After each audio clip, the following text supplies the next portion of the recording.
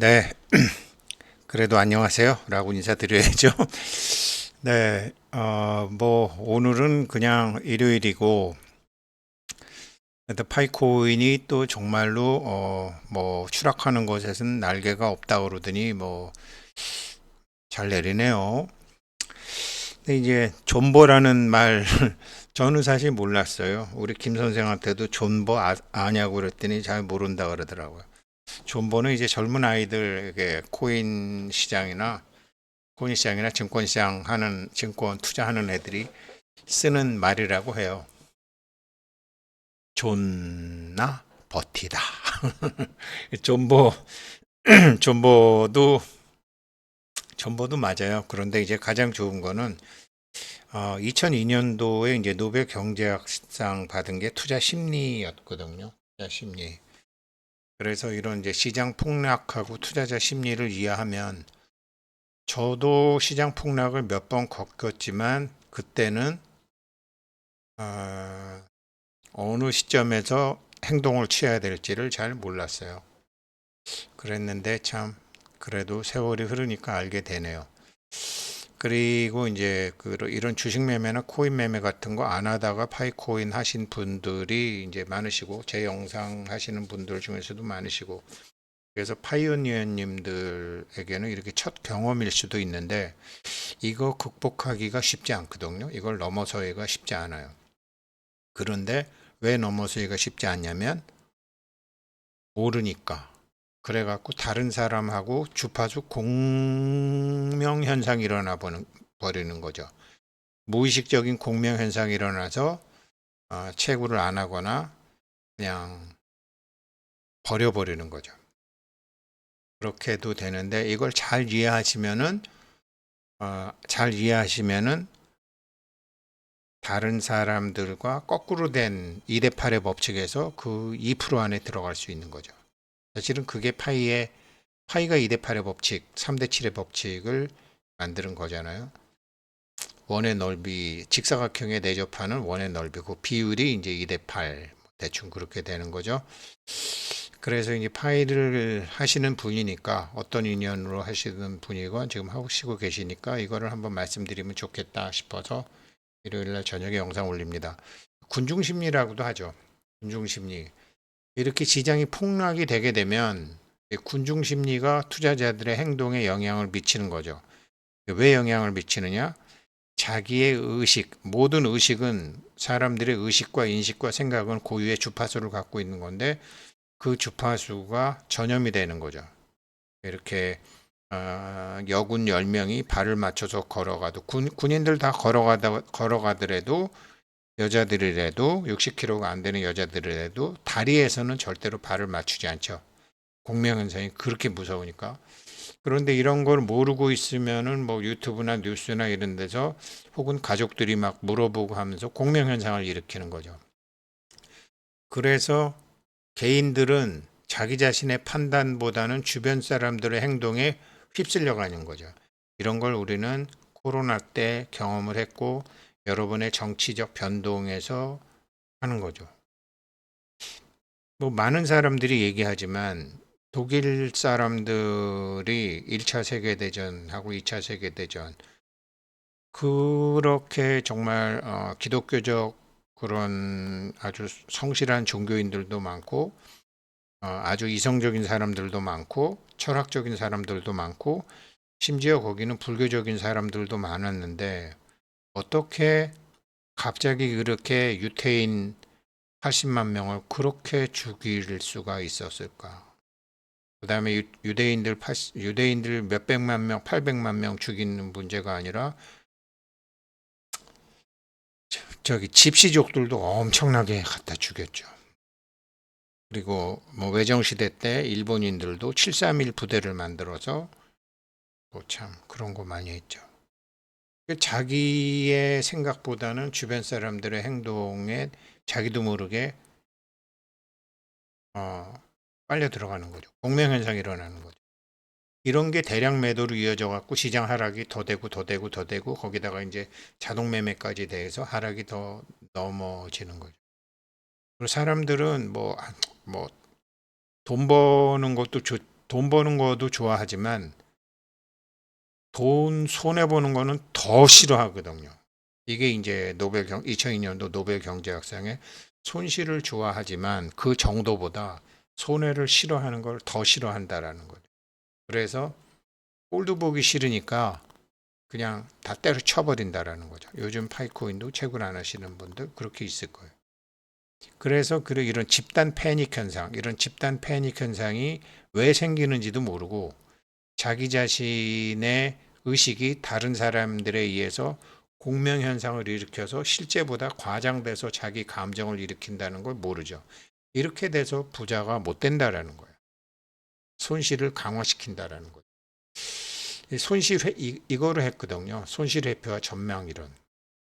그러니까 이익에 대한 기대심보다 손실에 대한 두려움이 이런 머니게임에서는 부자와 가난한 자를 나누더라. 투자자들은 손실에 대한 두려움이 강하기 때문에 손실을 피하고 싶어 한다. 그러니까 빨랑 때려쳐버리고 잊어버리고 싶어 한다. 이렇게 되는 거죠. 진짜 부자들과 가난한 사람들의 차이점. 제가 제 자신한테 왜 내가 예전에 참 좋은 기회가 있었는데 돈을 그렇게 많이 못 벌고 많이 날렸나. 그거 굳이 따지면요. 무거움과 가벼움이에요. 가벼울 때 가벼워야 되고 무거울 때 무거워야 되는데 무거울 때 가볍고 가벼울 때 무겁게 하는 사람들은 돈 못 벌죠. 지금은 절대로 가벼우면 안 되는 거죠. 그래서 개인은 여기도 이제 이게 2002년도 노벨 경제학상을 나왔는데요. 동등한 이익보다 잠재적인 손실에 더 민감하게 반응한다.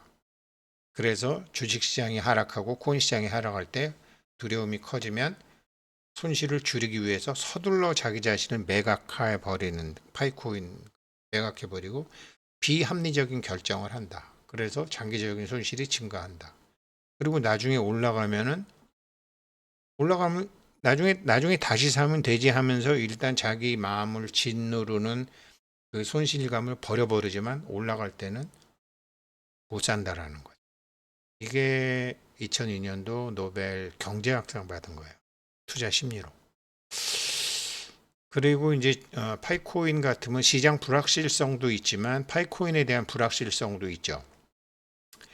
근데 이렇게 이제 전체적인 암호화폐 시장이 흔들릴 때는 불확실성이 최고조에 달하고 다행히 이제 제 영상 보시는 분들은 뭐 그냥 편안하게 이렇게 제가 저 자신 얘기도 하면서 하니까 스트레스가 뭐 그렇게 높진 않지만 이거 매일매일 보는 사람들은 매일매일 시장을 보고 뭐 얼마 올랐네 얼마 내렸네 하는 사람들은 이게 스트레스가 높아지죠. 그 감정이 쌓이면은 기존의 전략을 포기하죠.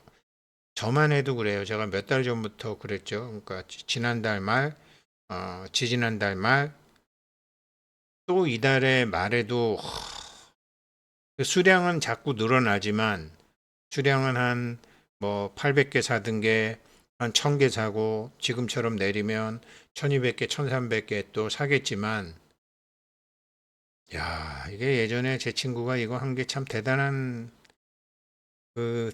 자기 확신이구나. 계속 제가 그런 말씀을 몇 번 드렸잖아요. 기존의 전략을 포기하게 된다라는 거죠. 그리고 불확실성이 높아지면 단기 생존에 초점을 맞춘다라는 거죠. 자기는 장기적으로 한다라고 했지만 장기적으로 못하고 버티지를 못한다라는 존버가 안 된다라는 거예요. 말은 존버라고 하지만 그래서 결국은 충동적인 의사결정이 되고 장기 투자 계획이 약화되고 시장 변동성에 대응을 못하게 되는 거죠. 나중에 반등할 때. 급락한 것은 저는 개인적으로는 이렇게 봅니다. 파이코인을 뭐 파이2 지갑에서 그랬건 어디서 그랬건 이게 중간에 저지선들이 있었잖아요. 근데 이번에 이렇게 확 내리는 게 어떻게 보면 좋은 게요. 사람도 그러는 것 같아요.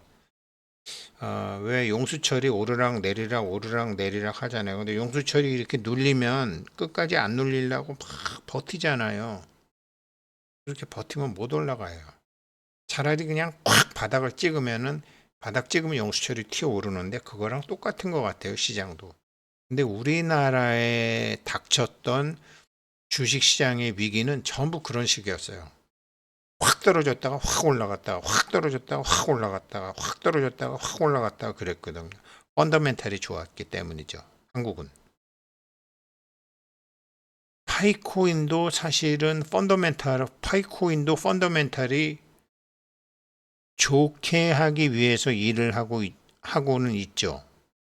파이코인도 펀더멘탈을 지금 계속 하고 있으니까요.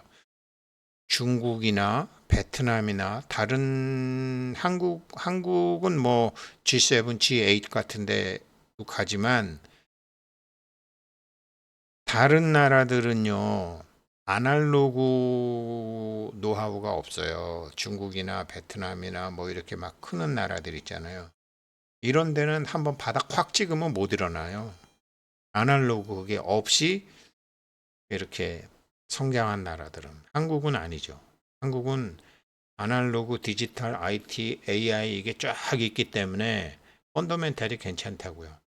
제가 파이코인을 좋게 보는 이유는 얘네들이 어떤 다른 코인과 다르게 펀더멘탈 강화하는 걸 하고 있기 때문에 별로 걱정 안 하고 펀더멘탈을 강화하는 전략 속에서 이렇게 용수철 눌리듯이 팍 눌리게 되면은 오르게 된다라는 거죠. 그러니까 오르는 시점이 빨라질 수도 있는 거죠. 이거 뭐 크래시죠. 그러니까 소프트 랜딩, 뭐 하드 랜딩이라는 말은 없죠. 그냥 크래시죠, 사실은. 그러니까 천천히 내려오는 게 있고 콱 내려오는 게 있는데 이렇게 됐을 때는 대부분 사람들은 패닉이죠. 패닉이죠. 이거 계속해야 돼. 이거 계속해야 돼. 이거 노드해야 돼. 그렇게 감정적 반응하기 때문에 손실이 더 커지는 거죠. 이런 사람들이 주변에 굉장히 많을 거라고요. 그래서 제 영상 보시고 저하고 같이 공부하시는 분들은 이럴 때 아, 지금 사람들은 이렇게 했구나라고 해서 자기는 그거랑 다른 길을 가셔야 된다라는 거. 다른 사람들과 달리 행동할 수 있어야 된다. 여기서 어설프게 이제 저 같은 경우는 매달 이제 적금식으로 이렇게 사는 정책을 처음부터 말씀드렸지만 물타기를 하게 되면 더 빠지는 거죠. 떨어지는 칼날에 물타기를 해서 들어가면 물타기에서 망하는 거죠.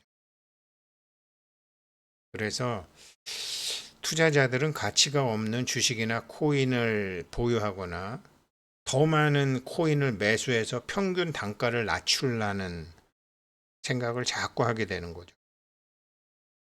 근데 저 같은 경우도 평균 단가가 저는 뭐 2불 때부터 샀으니까 2불 때부터 쭉 해서 평균 단가는 엄청나게 낮아졌지만 저는 이게 3년을 할지 10년을 할지 30년을 할지 하다가 죽을지 아무튼 제 친구가 그렇게 했던 것처럼 하기로 했으니까 하는 거죠. 그렇게 하는 것도 근데 정말 일을 당하고 나니까 쉬운 게 아니구나. 그런 생각이 들더라고요. 그러면서 이제 대부분 어떻게 되냐면요. 자기가 자기한테 이런 생각이 들어요. 야, 내 친구 걔 권혁준이가 할 때는 그래도 우리나라가 발전할 때였는데 이번은 좀 케이스가 좀 다른 거 아닌가? 그다음에 뭐 삼성은 삼성그룹 내에서 이렇게 이건희 회장이라는 참 기이한 천재 비슷한 사람이 했으니까 괜찮지만 파이코인은 이거 교수 나부랭이 애들이 하는 거 아닌가? 이거 삼성전자랑 파이코인이랑 같아? 이번 경우는 내가 알던 그 권혁준이 케이스랑 다른 게 아닌가? 이런 생각. 이번은 지난번과 다를 것이다라는 얘기는 항상 나와요. 그러나 다르지 않아요. 그런 거를 저도 이제 보게 되더라고요. 그래서 저처럼 이렇게 적립식으로 하는 게 아니고 합리적인 투자 원칙을 강구하고 장기적으로 손실이 더 커진다라는 거. 이렇게 확 떨어질 때 어설프게 떨어지는 칼날에 손대게 되면 그렇게 되는 거죠. 이렇게 되는 거는 왜 그러느냐 그러면 다 집어 던져버리고 안 해버리고 저기 심지어 이거 계정 폭파하는 사람도 왜? 짜증나니까. 볼 때마다 짜증나니까. 볼 때마다 짜증나는 사람들이 있거든요. 시장 폭락작에서는 투자자들이 이성이 아니라 감정적인 결정을 내려서 패닉 매도로 짜증나니까, 속상하니까 이렇게 되는 거고. 이런 거는 자기의 손실을 피하기 위해서 서두르는 과정에서 발생하고 시장 하락을 가속화한다는 거죠. 최근에 파이코인 하락도 분명히 이를 거예요. 그렇게 해서 이거는 이제 고래들도 그다음에 이제 프로그램 매매하는 사람들도 가격 하락할 뿐만 아니라 시장의 전반적인 비합리적이 높아진다. 이렇게 돼서 시장은 항상 이런 원인은 트럼프한테 돌리는데 사실은 트럼프가 아니죠. 원인을 뭐 중국한테 돌리는데 사실은 중국이 아니죠. 자기의 공포심 때문에 사람들의 공포심 때문에 그랬다라는 걸 모르는 거죠. 그래도 이거를 합리적으로 참 어떻게 보면 웃기지 않나요? 주식 시장이건 코인 시장이건 이거는 일종의 도박인데 정부에서 허락한 도박 시장이잖아요. 이 도박의 심리학이라는 게 2002년도가 돼서야 학문으로 자리를 잡았다라는 거죠. 얼마 되지도 않았어요. 그래서 다른 사람들 심리를 이해하면은 다른 사람들과 다른 심리를 자기가 심리라는 게 마음의 이치잖아요. 그래서 자기가 자기를 가르치면서 이제 예전에 예전과 다르게 대응해야 될 거 아니에요? 이제 그런 걸 보는 거고요. 비합리적인 홀딩, 그러니까 비합리적인 홀딩은 여기서 이제 자꾸 이제 그 물타기 해갖고 더 사고 더 사고 더 사고 하는 거죠.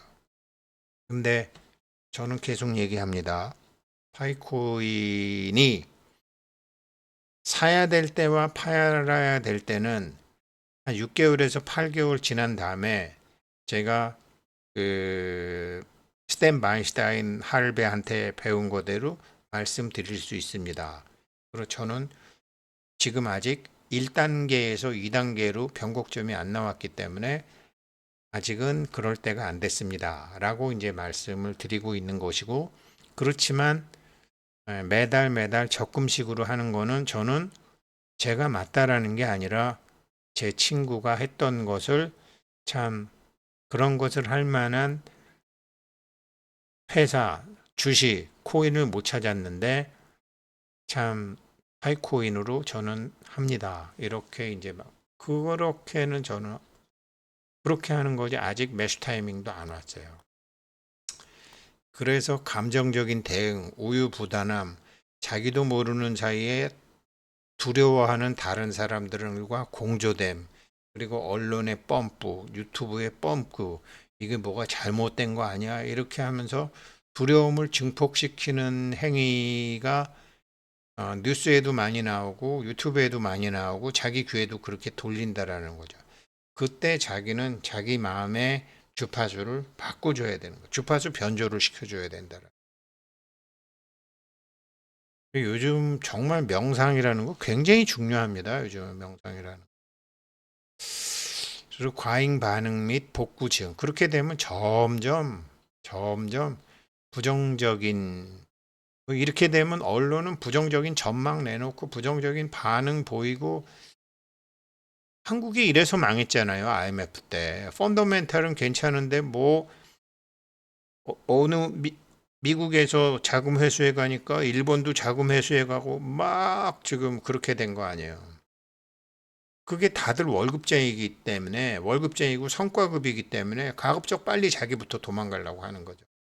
이런 식으로 해서 세계 경제가 위기가 되면 해치펀드가 들어갔던 선진국들이 아주 절단나는 게 아주 그냥 뭐 수십 년간 지금 반복되고 있잖아요. 월급쟁이들 그 펀드 매니저들은 자기 성과에 의해서 판단받기 때문에 월급이고 모든 게 다 정해지기 때문에 이러다가 뭐 영국의 그 200년 된 은행 베어링 같은 거 날아가기도 하고 사실 다 그렇게 돼서 날아가는 거죠. 공포 매도에 의해서 이성적인 매도가 아니죠. 2008년도 서프라임 모기지 사건도 그런 사건이었죠. 그래서 파이 코인 채굴하시는 분들 중에는 이게 생각해 봐야 될 자기한테 개인적인 통찰력을 얻기 위한 거는 여기서 나는 과거 시장에 어떻게 대응했지? 옛날에 이런 경우에 어떻게 대응했지? 근데 만약에 내가 이런 거를 살면서 많이 겪고 있었을 거 아니에요.